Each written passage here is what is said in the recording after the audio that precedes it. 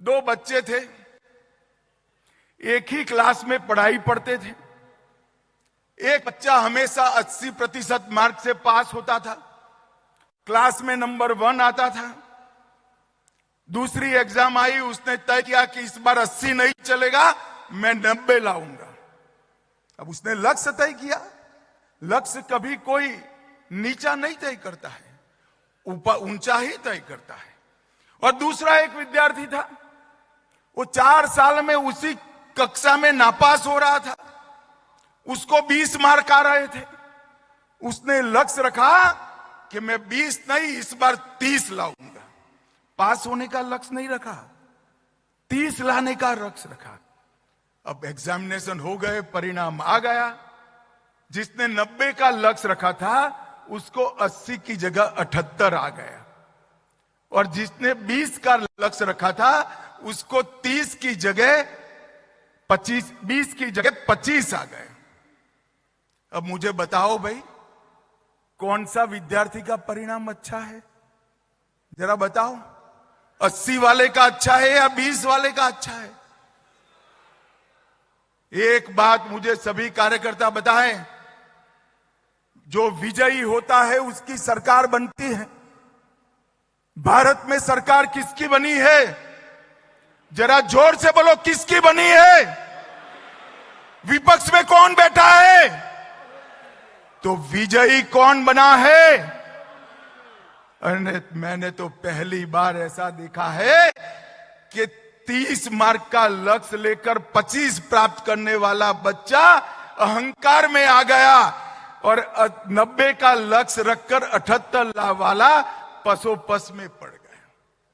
मैंने मेरे राजनीतिक जीवन में कई जय पराजय देखे, परंतु मैंने जीवन में कई लोगों को जीतने के बाद अहंकारी होते हुए भी देखा है। जीतने के बाद अहंकार आना, इसका आपको सैकड़ों उदाहरण दुनिया भर की राजनीति में मिलेगा, मगर एक अनूठा उदाहरण राहुल गांधी दुनिया को दे रहे। वो हारने के बाद अहंकारी हो गए। भाइयों और बहनों, राजनीति में आए तब कहते थे इस देश में यूसीसी होना चाहिए, समान नागरिक संहिता होनी चाहिए।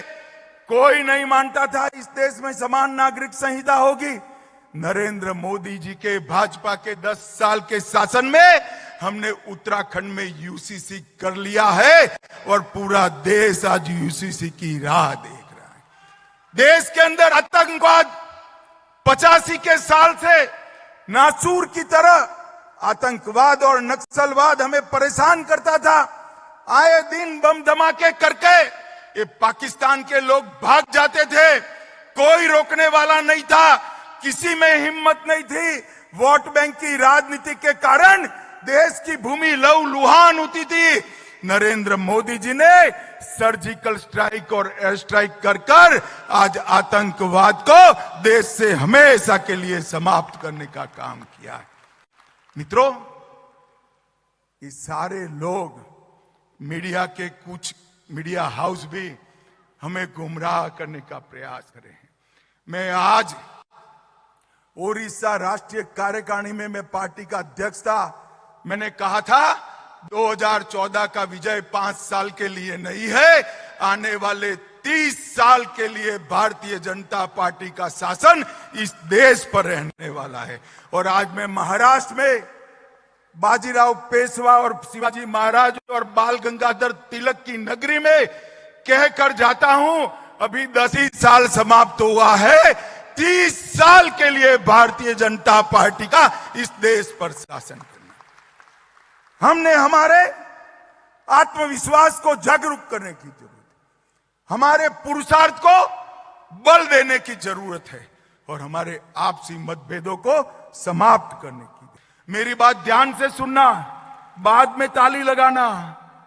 जब जब महाराष्ट्र में भाजपा सरकार आती है, मराठा रिजर्वेशन प्राप्त होता है, और जब जब शरद पवार की सरकार आती है, मराठा रिजर्वेशन गायब हो जाता है।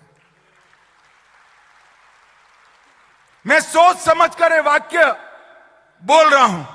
2014 में महाराष्ट्र में मराठा रिजर्वेशन आया, सुप्रीम कोर्ट तक ठीक गया। किसकी सरकार थी 14 में, बताइए जरा। अरे जोर से बोलो, किसकी सरकार थी? भाजपा सरकार थी। देवेंद्र फडणवीस हमारे मुख्यमंत्री थे। हमने मराठा रिजर्वेशन देने का काम। 20 में शरद पवार की सरकार आई, मराठा रिजर्वेशन गायब हो गया। हम आए फिर से, हमने अभी भी मराठा रिजर्वेशन देने का काम किया है। शरद पवार की सरकार आएगी तो मराठा रिजर्वेशन फिर से गायब हो जाएगा। अब मुझे बताओ, मराठा रिजर्वेशन कंटिन्यू रखना है तो किसकी सरकार लानी चाहिए? अरे जोर से बोलो, किसकी लानी चाहिए?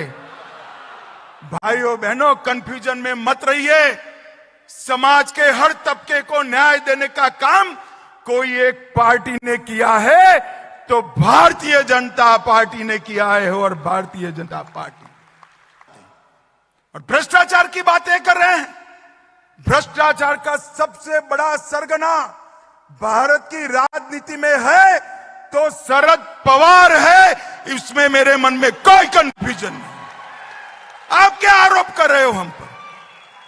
इस देश में कोई भी सरकार में भ्रष्टाचार को संस्थागत करने का काम, इंस्टीट्यूशनलाइज करने का काम अगर किसी ने किया तो शरद पवार आपने किया है। मैं डंके की चोट पर कह कर दे, हम पर आप भ्रष्टाचार का आरोप लगा रहे हैं। और इस बार शरद पवार जी, मेरा ये बापट सभागृह में बैठा हुआ कार्यकर्ता ढंग से जान गया है, आपके झूठ नहीं चलेंगे। मैं बता कर देता हूं, चलेंगे क्या? अरे जोर से बोलो, चलेंगे क्या?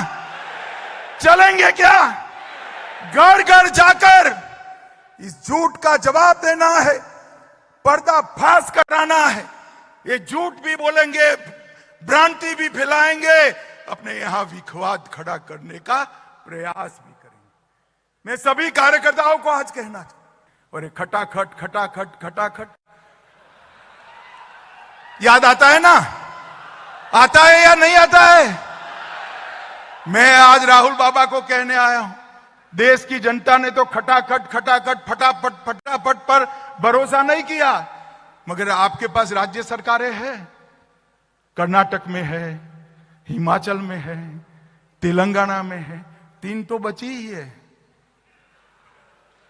तो वहां खटाखट भेज दीजिए ना पैसा भाई। भेजना चाहिए या नहीं भेजना चाहिए?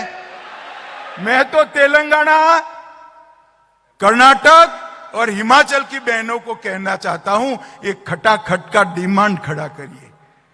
अरे छोड़िए राहुल बाबा, आपकी सरकारों का एजेंडा देख लीजिए। तेलंगाना और कर्नाटक में और हिमाचल में 1/3 एजेंडा भी आप पूरा नहीं कर पाए। नरेंद्र मोदी जी ने तुष्टीकरण की जगह सबको न्याय का सूत्र अपनाते हुए देश की सुरक्षा को सुनिश्चित किया है। आतंकवाद को जड़ से उखाड़ने के लिए कई सारे फैसले लिए, और मैं इसका साक्षी हूं। मैं आपको आपके जैसे कार्यकर्ता के नाते बताता हूं, देश की सुरक्षा को औरंगजेब फैन क्लब सुनिश्चित नहीं कर सकती, Bharatiya Janata party. Aurangzeb fan club कौन है? जरा जोर से बोलो, औरंगजेब फैन क्लब कौन है? ठीक है, अघाड़ी वाले हैं। और उसका नेता कौन है? श्रीमान उद्धव ठाकरे औरंगजेब फैन क्लब के नेता बने। अपने आप को बाला साहब का वारिस कहने वाले उद्धव जी कसाब को बिरयानी खिलाने वाले लोगों के साथ बैठे हैं। उद्धव जी याकूब को छोड़ने की गुहार लगाने वाले के साथ आप बैठे हो। जाकिर नाइक को मैसेंजर ऑफ पीस बनाने वालों की गोदी में उद्धव जी आप बैठे हो। पीएफआई को सपोर्ट करने वालों की गोदी में उद्धव ठाकरे आप बैठे हो और संभाजी नगर का विरोध करने वाले की गोदी में उद्धव ठाकरे आप बैठे हो। आपको शर्म आनी चाहिए। मुझे बताओ भाइयों बहनों, ये औरंगजेब फैन क्लब महाराष्ट्र और देश को सुरक्षित कर सकती है क्या? जोर से बोलो, कर सकती है क्या? देश को सुरक्षा केवल और केवल भारतीय जनता पार्टी दे सकती है। महाराष्ट्र को सुरक्षा केवल और केवल भारतीय जनता पार्टी दे सकती है। मेरे साथ बोलिए, भारत माता की। क्यों भाई, महाराष्ट्र वालों की आवाज को क्या हो गया है? महाराष्ट्र में भाजपा के नेतृत्व में युति की सरकार बनानी है या नहीं बनानी है? अरे जोर से बोलिए, बनानी है या नहीं बनानी है? फिर से एक बार विजय अभियान चलाना है या नहीं चलाना है? तो ऐसी आवाज नहीं चलती दोस्तों। दोनों हाथ उठाइए, प्रचंड विजय के संकल्प की मुट्ठी भींचिए और प्रचंड आवाज से बोलिए, भारत माता की जय जय जय जय जय शिवाजी, जय जय जय जय जय भवानी। बोलो भारत माता की। मंच पर उपस्थित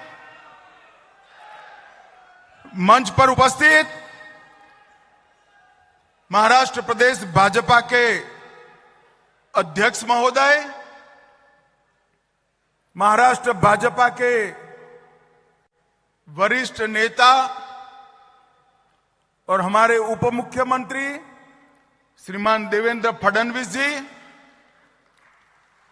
मुंबई राज्य के प्रदेश अध्यक्ष, उनके नेतृत्व में बैठे हुए सारे महाराष्ट्र के वरिष्ठ नेतागण और आज महाराष्ट्र के कोने कोने से आए हुए ये सभी लगभग मंडलों को रिप्रेजेंट करने वाले देवतुल्य कार्यकर्ता भाइयों बहनों को नमस्कार, प्रणाम। भाइयों बहनों, राष्ट्रीय भाजपा की योजना के तहत आज हम सब स्वर्गीय गिरीश बापट सभागृह में इस विस्तृत कार्यकारिणी के अंदर इकट्ठा हुए हैं। जब मैं यहां आया हूं तब पुण्य नगरी में आया हूं। सबसे पहले छत्रपति शिवाजी महाराज को प्रणाम कर कर मेरी बात की शुरुआत करना चाहिए। ये नगरी तिलक महाराज की नगरी है। यहीं से केसरी को शुरू किया और देश भर में स्वराज मेरा जन्मसिद्ध अधिकार है, उसको शिवाजी महाराज के बाद पूरे देश में अलग जगाने का काम बाल गंगाधर तिलक ने किया था। मैं आज बाल गंगाधर तिलक, बाजीराव पेशवा और वीर सावरकर, ये तीनों महापुरुषों को मनपूर्वक प्रणाम कर कर मेरी बात की शुरुआत करना चाहिए। आज गुरु पूर्णिमा है। मैं महाराष्ट्र के सभी लोगों को गुरु पर्व की, गुरु पूर्णिमा की मनपूर्वक शुभकामनाएं देना चाहता हूं। भाइयों और बहनों, हम सब जानते हैं कि देश भर में हर प्रदेश के अंदर ये विस्तृत कार्यकारिणी का आयोजन हमारे पार्टी के अध्यक्ष श्रीमान जगत प्रकाश नड्डा जी के निर्देश पर हो रहा है। परंतु महाराष्ट्र की ये पुणे नगरी में विस्तृत कार्यकारिणी का एक अलग स्वरूप भी है, अलग उद्देश्य भी है। हमने विस्तृत कार्यकारिणी देश भर में 2024 के चुनाव के बाद फिर से एक बार हमारे कार्यकर्ता हमारे विजय अभियान में लग जाए, इसके लिए बुलाई है। परंतु महाराष्ट्र के अंदर ये विस्तृत कार्यकारिणी 2014 के चुनाव की समीक्षा के साथ साथ 2024 की चुनाव की समीक्षा के साथ साथ 2024 में फिर से एक बार कमल फूल की युति सरकार बनाने के लिए बुलाई। और इसलिए आप सभी को निमंत्रित किया है। मैं सबसे पहले आप सभी कार्यकर्ताओं का मनपूर्वक अभिनंदन और आभार पार्टी की ओर से प्रकट करना चाहता हूं। कड़ी धूप के अंदर मैंने महाराष्ट्र के कार्यकर्ताओं को ये चुनाव अभियान के अंदर दौड़ते हुए देखा है, पसीना बहाते हुए देखा है, परिणाम के लिए पल पल जूझते हुए देखा है। और मैं आज कहने आया हूं कि महाराष्ट्र के हर कार्यकर्ता ने परिश्रम की पराकाष्ठा कर कर भारतीय जनता पार्टी को यश दिलाने का काम किया है। और भाई और बहनों, जब हम आज यहां आए हैं तो परिणाम हमारे सामने। 60 साल के बाद पहली बार देश में किसी एक नेता को तीसरी बार प्रधानमंत्री लेने का शपथ लेने का यश मिला है, तो वो हमारे नेता नरेंद्र मोदी जी को। लगातार 3 बार मोदी जी प्रधानमंत्री बने, प्रधानमंत्री बनने की हैट्रिक लगाई। और आज मैं कहने आया हूं महाराष्ट्र के कार्यकर्ताओं को, हमने महाराष्ट्र विधानसभा में भी 14, 19 और 14 और 19 से योग जितना बड़ा विजय 24 में प्राप्त करने के लिए पुरुषार्थ करना है। कार्यकर्ता मुझे मिले हैं, कल रात को भी कुछ लोग मिले, आज सुबह से महाराष्ट्र के प्रमुख कार्यकर्ता मुझे मिल रहे हैं। थोड़ा बहुत कंफ्यूजन दिखाई पड़ता है। एक भ्रांति फैलाने का काम हमारे विपक्ष ने किया है।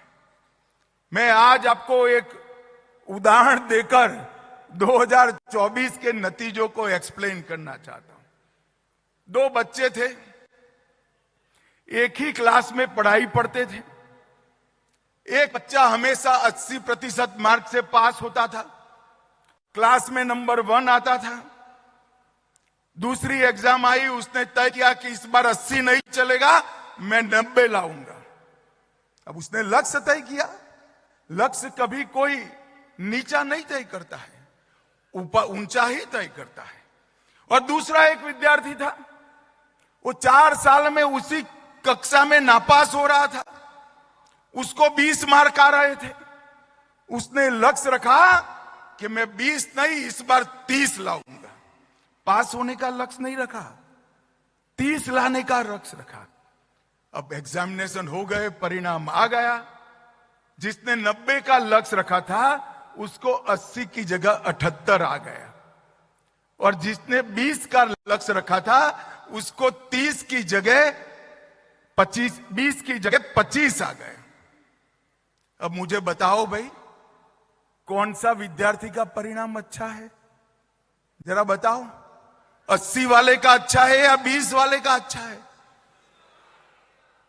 एक बात मुझे सभी कार्यकर्ता बताएं, जो विजयी होता है उसकी सरकार बनती है। भारत में सरकार किसकी बनी है? जरा जोर से बोलो, किसकी बनी है? विपक्ष में कौन बैठा है? तो विजयी कौन बना है? मैंने तो पहली बार ऐसा देखा है कि 30 मार्क का लक्ष्य लेकर 25 प्राप्त करने वाला बच्चा अहंकार में आ गया, और 90 का लक्ष्य रखकर 78 वाला पसोपस में पड़ गया। मैंने मेरे राजनीतिक जीवन में कई जय पराजय देखे, परंतु मैंने जीवन में कई लोगों को जीतने के बाद अहंकारी होते हुए भी देखा है। जीतने के बाद अहंकार आना, इसका आपको सैकड़ों उदाहरण दुनिया भर की राजनीति में मिलेगा, मगर एक अनूठा उदाहरण राहुल गांधी दुनिया को दे रहे। वो हारने के बाद अहंकारी हो गए। भाइयों और बहनों, मैं आज आपको बताने आया हूं, भारतीय जनता पार्टी को 240 सीटें मिली, एनडीए को 300 सीटें मिली, और पूरे इंडी अलायंस को इकट्ठा होकर 240 सीटें नहीं मिली है, ये हमें याद रखना है। भाई और बहनों, 14, 19 और 24 तीनों चुनाव का अगर योग कर देते हैं कांग्रेस पार्टी की सीट का, तो भी 240 नहीं होता जिसका हमें 24 में मिला है। मैं आज कहने आया हूं कि इस चुनाव के अंदर देश भर की जनता ने नरेंद्र मोदी जी के 10 साल के शासन पर मुहर लगाने का काम किया है और तीसरी बार मोदी जी को बहुमत के साथ शासन करने का अधिकार दिया है। 300 सीट गठबंधन की और 240 सीट भारतीय जनता पार्टी की। कांग्रेस ने 10 साल शासन किया, कभी 240 सीट यूपीए में उनकी नहीं आई थी। मगर हमारा कार्यकर्ता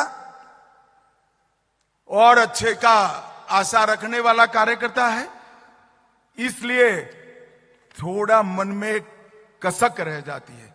रह गई है ना? अरे जोर से बोलो, रह गई या नहीं रह गई है? पक्का रह गई है? तो कसक रह गई है तो सर पकड़कर नहीं बैठते हैं, नए लक्ष्य तय करते हैं और लड़ाई कहां दूर है, 24 में ही होने वाला है। सारी कसक महाराष्ट्र विधानसभा में पूरी कर फिर से भगवा लहराने का काम करें। मैं आज कहने आया हूं कार्यकर्ता को, हम 2 सीट प्राप्त कर एक बार हुई थी, राजीव गांधी ने हमें तंज कसा था, हम 2 हमारे 2। आज 15 साल तक वो विपक्ष में बैठे हैं और 15 साल तक अब निश्चित हो गया है कि देश का शासन भारतीय जनता पार्टी करेगी। ये विजय कोई छोटा विजय नहीं है। 10 साल के काम के बाद जीरो एंटी इनकम्बेंसी के साथ तीसरी बार हमारा गठबंधन पूर्ण बहुमत लेकर निकला है।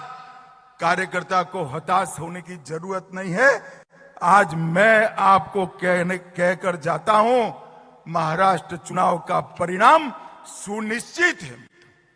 मेरी बात मानकर घर पे जाना, इधर उधर बातों में मत आना। महाराष्ट्र में अब तक का सबसे बड़ा विजय इस चुनाव में मैं दीवार पर लिखा हुआ पढ़ पाता हूं, प्रचंड बहुमत के साथ युति की सरकार बनी और युति की सरकार भारतीय जनता पार्टी के नेतृत्व में बनेगी। आप मेरे शब्द को ढंग से समझ कर रखिए, भारतीय जनता पार्टी के नेतृत्व में युति की सरकार अगले चुनाव में बनने जा रही है। और इसके लिए आज हमने संकल्प लेना, हम किस पार्टी के कार्यकर्ता हैं? हम सत्ता प्राप्त करने के लक्ष्य के लिए निकले हुए लोग नहीं। हम विचारधारा को लेकर राजनीति के मैदान में आए थे। हमारी पार्टी की स्थापना का कारण ही विचारधारा था। ये 10 साल में विचारधारा के क्षेत्र में हमने क्या प्राप्त किया? भारत में कोई नहीं मानता था कि भाजपा वाले कोरा नारा लगा रहे हैं, एक देश में 2 विधान, 2 प्रधान, 2 निशान नहीं चलेंगे, धारा 370 नहीं हटेगी। कई लोग चले गए, कई लोग चले जाएंगे, ऐसा मानते थे। 10 साल में मोदी जी ने धारा 370 को समाप्त कर दिया और कश्मीर को हमेशा के लिए भारत के अंदर लिया। सालों तक हमने राम जन्मभूमि के लिए संघर्ष किया, सालों तक संघर्ष किया। कोई नहीं मानता था कि राम जन्मभूमि पर भव्य मंदिर बन जाएगा, राम लल्ला अपने भव्य मंदिर में विराजमान होंगे। यही 10 साल में केस भी जीता, भूमि पूजन भी किया और धड़ल्ले के साथ राम लल्ला को प्राण प्रतिष्ठा कर कर अपने मंदिर में। मैं पुणे में आया हूं, मैं पुणे में आया हूं जब काशी विश्वनाथ का मंदिर औरंगजेब ने तोड़ा, जीजाऊ ने शिवाजी महाराज को कहा था कि हमारा मंदिर टूट गया काशी विश्वनाथ का, तब से कसक लेकर बैठे थे। और मित्रों, तोड़ा हुआ काशी विश्वनाथ का दरबार, उसका कॉरिडोर नरेंद्र मोदी के शासन में फिर से सम्मान के साथ आज बढ़। हम जब से राजनीति में आए तब कहते थे इस देश में यूसीसी होना चाहिए, समान नागरिक संहिता होनी चाहिए। कोई नहीं मानता था इस देश में समान नागरिक संहिता होगी। नरेंद्र मोदी जी के भाजपा के 10 साल के शासन में हमने उत्तराखंड में यूसीसी कर लिया है और पूरा देश आज यूसीसी की राह देख रहा है। देश के अंदर आतंकवाद 85 के साल से नासूर की तरह आतंकवाद और नक्सलवाद हमें परेशान करता था। आए दिन बम धमाके करके ये पाकिस्तान के लोग भाग जाते थे, कोई रोकने वाला नहीं था, किसी में हिम्मत नहीं थी। वोट बैंक की राजनीति के कारण देश की भूमि लहूलुहान होती थी। नरेंद्र मोदी जी ने सर्जिकल स्ट्राइक और एयर स्ट्राइक कर कर आज आतंकवाद को देश से हमेशा के लिए समाप्त करने का काम किया है। मित्रों, ये सारे लोग, मीडिया के कुछ मीडिया हाउस भी हमें गुमराह करने का प्रयास कर रहे हैं। मैं आज ओडिशा राष्ट्रीय कार्यकारिणी में मैं पार्टी का अध्यक्ष था। मैंने कहा था 2014 का विजय 5 साल के लिए नहीं है, आने वाले 30 साल के लिए भारतीय जनता पार्टी का शासन इस देश पर रहने वाला है। और आज मैं महाराष्ट्र में बाजीराव पेशवा और शिवाजी महाराज और बाल गंगाधर तिलक की नगरी में कहकर जाता हूं, अभी 10 ही साल समाप्त हुआ है, 30 साल के लिए भारतीय जनता पार्टी का इस देश पर शासन करना। हमने हमारे आत्मविश्वास को जागरूक करने की जरूरत है, हमारे पुरुषार्थ को बल देने की जरूरत है और हमारे आपसी मतभेदों को समाप्त करने की जरूरत है। महान भारत की रचना केवल और केवल भारतीय जनता पार्टी कर सकती है। महान भारत की रचना केवल और केवल नरेंद्र मोदी जी ने डाली हुई नींव पर ही हो सकती है, हमारी विचारधारा ही कर सकती। इस आत्मविश्वास के साथ हमने आगे बढ़ना है। दीनदयाल उपाध्याय जी ने हमें अंत्योदय का स्वप्न दिया था। मोदी जी ने 10 साल के अंदर इस देश के 60 करोड़ गरीबों को घर दिया, बिजली दी, गैस का सिलेंडर दिया, शौचालय दिया, हर गरीब को प्रति माह प्रति व्यक्ति 5 किलो अनाज दिया, 5 लाख तक का बीमा दिया और देवेंद्र जी अब लाडली बहना और लाडली भैया भी देने जा रहे हैं। गरीब कल्याण का काम कोई कांग्रेस पार्टी नहीं कर सकती, कांग्रेस पार्टी के साथी भी नहीं कर सकते। गरीब कल्याण का काम केवल और केवल भारतीय जनता पार्टी कर सकती है और कोई नहीं कर सकता। भाइयों बहनों, ये कांग्रेस वाले कई सारे अपप्रचार यहां पर कर रहे हैं कि वो दलितों का, गरीबों का, पद दलितों का, आदिवासियों का कल्याण करेंगे। मैं आज पूछने आया हूं, 58 साल तक आपका शासन रहा, आपने गरीबों के लिए क्या किया? महात्मा फूले, अंबेडकर जी, इनके रास्ते पर चलने का तो नाम तो दूर, उनके उद्देश्यों को समाप्त करने का काम किया। 10 साल में हमने गरीबों का कल्याण करने का काम ये भारतीय जनता पार्टी की सरकार ने किया। और मैं आज यहां आया हूं तब आपको कहना चाहता हूं, ढेर सारी भ्रांतियां चल रही, भ्रांतियां चलाई गई, हम लोग भ्रांतियों में ना आए। इन्होंने कहा भारतीय जनता पार्टी आरक्षण समाप्त कर देगी, हम जवाब देने में कहीं कहीं संकोच करने लगे, लोगों के मन में एक भ्रांति पैदा हुई। आज मैं कहने आया हूं कि अगर 10 साल का एक्सटेंशन नरेंद्र मोदी जी के समय में ही मिला और पूर्ण बहुमत होने के बावजूद भी आरक्षण को बल देने का काम हमारे नेता नरेंद्र मोदी जी ने किया। भाइयों बहनों, इन्होंने संविधान का विषय कहा, हमने जवाब नहीं दिया। हम सब भ्रांति से बाहर आए। अब चुनाव महाराष्ट्र में आया है, नए नए प्रकार की इल्यूजन पवार साहब खड़ा कर रहे हैं। मैं आज पवार साहब को कहने आया हूं, हमारे देवेंद्र जी, दादा शिंदे जी, अजीत दादा शिंदे जी, ये सब जवाब दे रहे हैं, मगर दूर से मेरा एक निरीक्षण है, मैं आप लोगों के साथ शेयर करना चाहता हूं। जब जब महाराष्ट्र में भाजपा सरकार आती है, मराठा को रिजर्वेशन प्राप्त होता है। मेरी बात ध्यान से सुनना, बाद में ताली लगाना। जब जब महाराष्ट्र में भाजपा सरकार आती है, मराठा रिजर्वेशन प्राप्त होता है, और जब जब शरद पवार की सरकार आती है, मराठा रिजर्वेशन गायब हो जाता है। मैं सोच समझ कर ये वाक्य बोल रहा हूं। 2014 में महाराष्ट्र में मराठा रिजर्वेशन आया, सुप्रीम कोर्ट तक ठीक गया।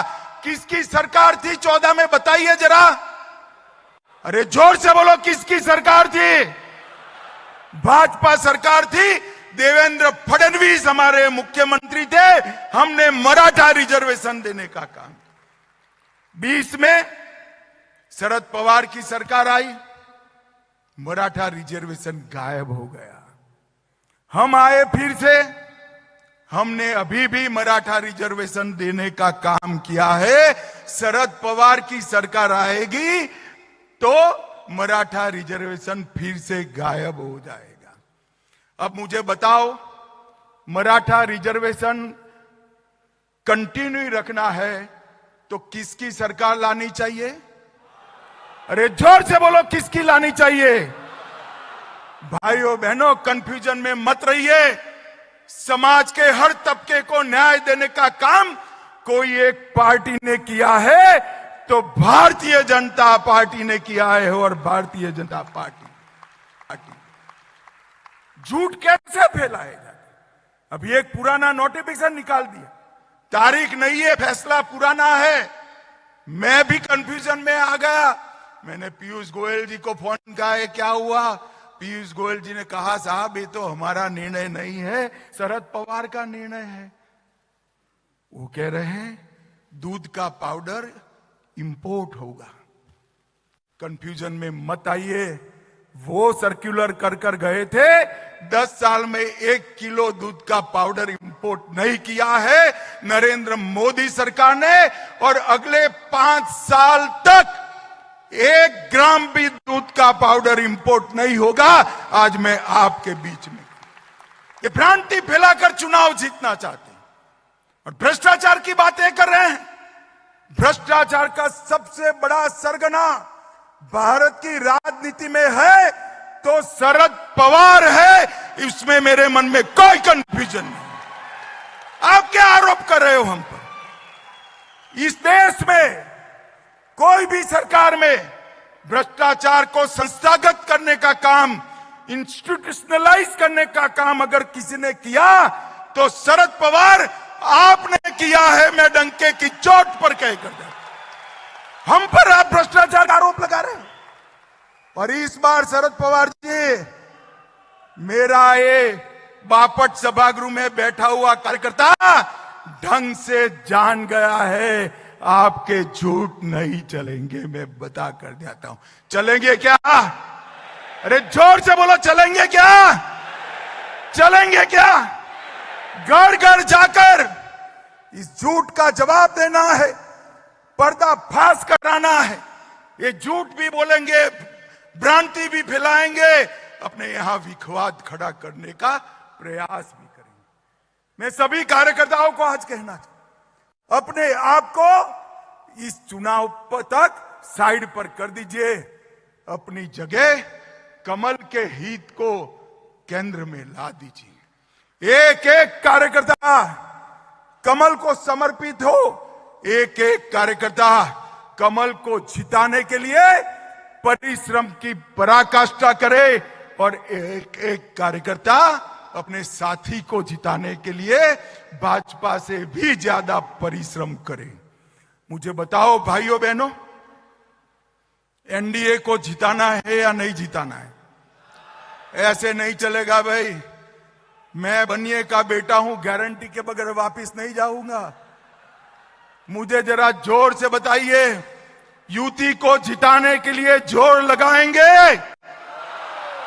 भाजपा का हर प्रत्याशी हमसे बढ़कर हम परिश्रम करेंगे। भाइयों बहनों, ये चुनाव जो है, ये चुनाव का परिणाम उनकी भ्रांतियों का जवाब। एक बार महाराष्ट्र, हरियाणा और झारखंड हम जीत लेते, ये राहुल गांधी का अहंकार चूर चूर हो जाएगा। पूरे देश में जोम बढ़ने की जिम्मेदारी मेरे महाराष्ट्र भाजपा के कार्यकर्ताओं में। आप मुझे बताओ भाई, पूरे देश को फिर से एक बार 14 से ज्यादा जोश में लाना है या नहीं लाना है? अरे जोर से बोलो, लाना है नहीं लाना है? इसका एकमात्र रास्ता है इतिहास में अब तक का सबसे बड़ा विजय। महाराष्ट्र में पूरे देश के कार्यकर्ताओं को जोश दिलाने का काम करेगा। इसकी जिम्मेदारी भाइयों बहनों आपकी। भाइयों बहनों, ये जो बात करते हैं महाराष्ट्र के विकास की, जवाब लेते हैं। मैं आज शरद पवार को पूछने आया हूं, पवार साहब 10 साल तक आप महाराष्ट्र में आपकी सरकार थी, केंद्र में भी आपकी सरकार थी। 10 साल तक आपने महाराष्ट्र को क्या दिया? जरा हिसाब लेकर आइए। 10 साल में क्या दिया? झूठे वादों के अलावे आपने कुछ नहीं दिया। भाई और बहनों, यूपीए के 10 साल में महाराष्ट्र को केंद्र से 1,91,000 करोड़ मिला था। सिर्फ 1,91,000। कितना मिला था? जरा जोर से बोलो तो, और जोर से बोलो, घर घर जाकर बताना है कितना मिला था। 1 मिनट, कितना मिला था? फिर से बोलो। नरेंद्र मोदी जी ने 10 साल में 14 से 24 में 10,05,000 करोड़ रुपया महाराष्ट्र को देने। और पवार साहब, अगर हिसाब पे भरोसा नहीं है तो पुणे का कोई चौराहा तय कर दो, हमारा मुरली माहौल हिसाब लेकर खड़ा हो जाएगा। पाई पाई का हिसाब। मैं आज भाइयों बहनों 10 लाख करोड़ का हिसाब लेकर आया हूं। 10 लाख करोड़ का। ना उन्होंने मुंबई के लिए किया, कुछ नासिक के लिए किया, ना पुणे के लिए किया, ना नागपुर के लिए। चारों शहरों का विकास अगर किसी ने किया तो नरेंद्र मोदी सरकार ने किया। हमने रोडवेज के लिए 75,000 करोड़ दिया, रेलवे के लिए 2,10,000 करोड़ दिया। ये रेलवे मंत्री यहां बैठे, जोर से ताली बजाओ, जरा जोर से ताली बजाओ। और 1,00,000 करोड़ का मुंबई अहमदाबाद बुलेट ट्रेन मैंने 10 लाख करोड़ में नहीं गिना है। और 4,04,000 करोड़ एयरपोर्ट के विकास के लिए दिया।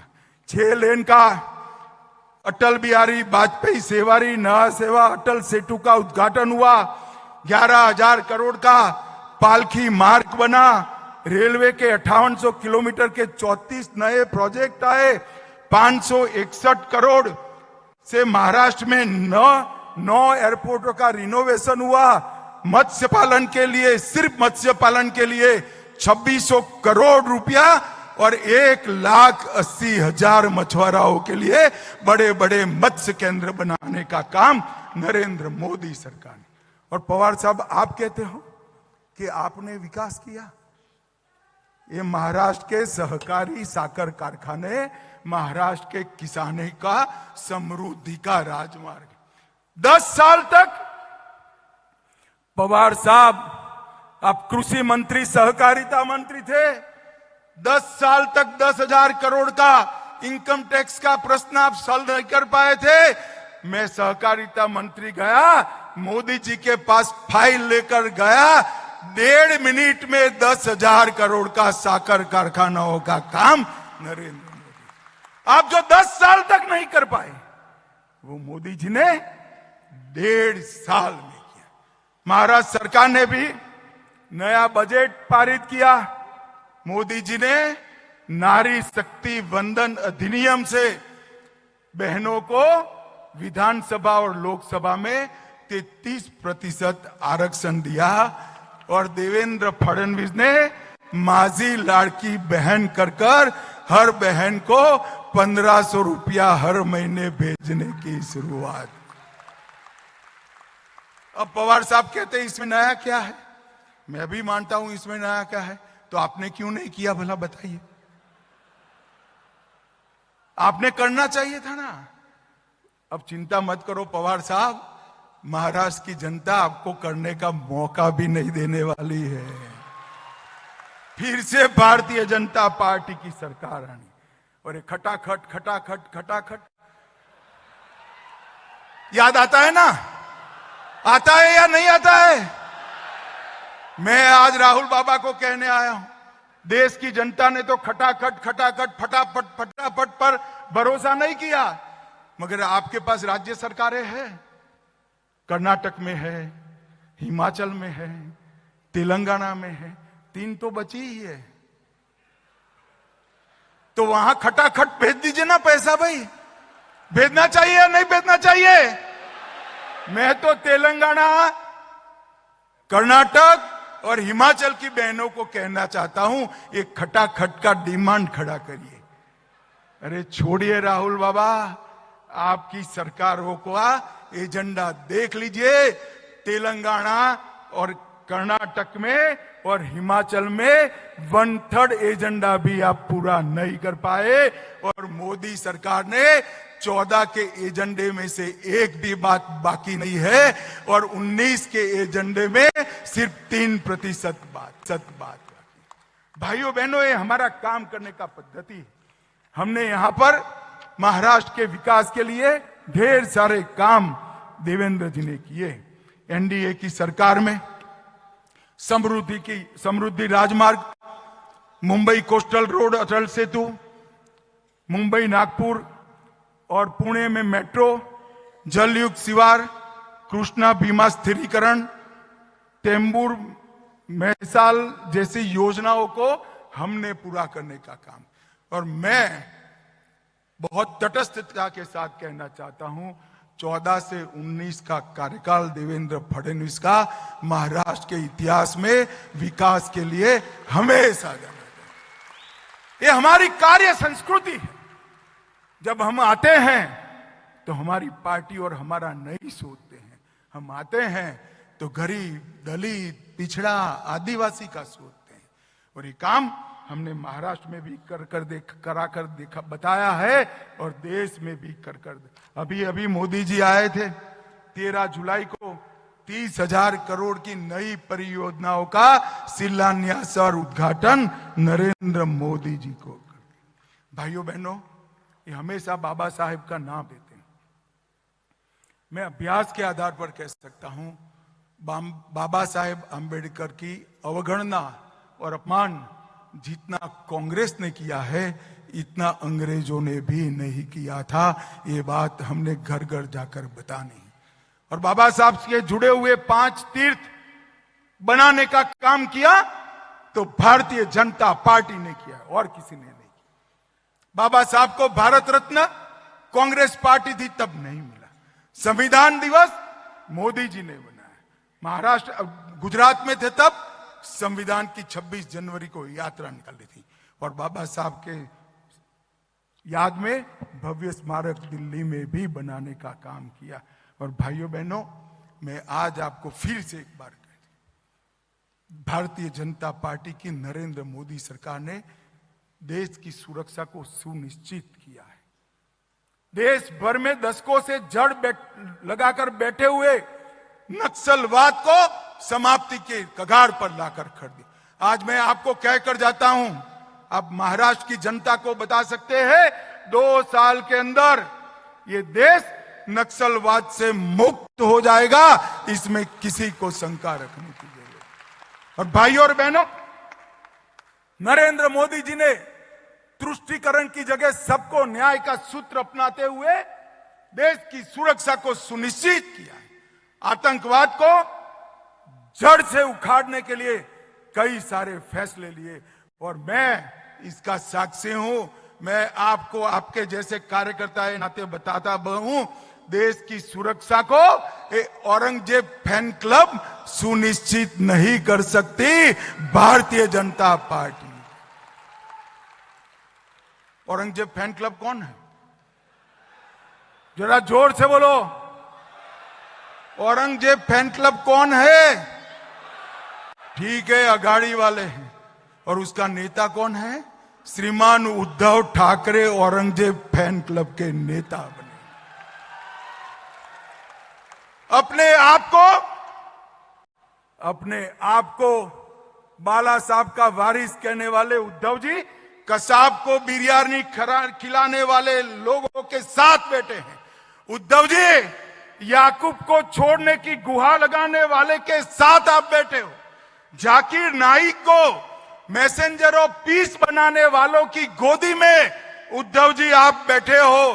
पीएफआई को सपोर्ट करने वालों की गोदी में उद्धव ठाकरे आप बैठे हो और संभाजी नगर का विरोध करने वाले की गोदी में उद्धव ठाकरे आप बैठे हो। आपको शर्म आनी चाहिए। मुझे बताओ भाइयों बहनों, ये औरंगजेब फैन क्लब महाराष्ट्र और देश को सुरक्षित कर सकती है क्या? जोर से बोलो, कर सकती है क्या? देश को सुरक्षा केवल और केवल भारतीय जनता पार्टी दे सकती है। महाराष्ट्र को सुरक्षा केवल और केवल भारतीय जनता पार्टी दे सकती है। और भाइयों और बहनों, मैं यहां पर अंत में अपील करने के लिए, मैं छोटा था तब मेरी माताजी मुझे गीता समझाती थी। गीता में उन्होंने कहा कि दोनों ओर सेनाएं लगी थी और श्री कृष्ण ने इस श्लोकों का जखीरा के माध्यम से अर्जुन के विषाद को समाप्त करने का प्रयास किया। बाल सहज कुतूहल से मैंने मेरी माँ को पूछा कि दोनों ओर सेनाएं लगी है, नगाड़े बज रहे हैं, तुतारी बज रही है, दंदूभी बज रहे हैं, हाथी खड़े हैं, घोड़े खड़े हैं, और इसमें इतना बड़ा उपदेश कैसे दिया होगा? तो मेरी माँ ने मुझे बताया था कि पूरी गीता श्री कृष्ण ने नहीं पढ़ी होगी। शायद श्री कृष्ण ने इतना कहा होगा, अर्जुन स्मृति को तेज करो, जीवन भर मैंने जो उपदेश दिया है उसको आत्मसात करो और धनुष बाण चढ़ाओ और कौरवों का संहार करो। आज मैं यहां आया हूं तब मेरे सामने रामबाबू जैसे वरिष्ठ कार्यकर्ता भी बैठे हैं, वरिष्ठ नेता भी बैठे, जो चुनाव लड़े हैं, लड़ाए हैं। मुझे चुनाव के गुर आपको नहीं सिखाने हैं। मैं एक ही बात करना चाहता हूं, पूरा जीवन हमारे पुरखों ने, हमारे वडीलों ने जो हमें सिखाया है वो याद करें।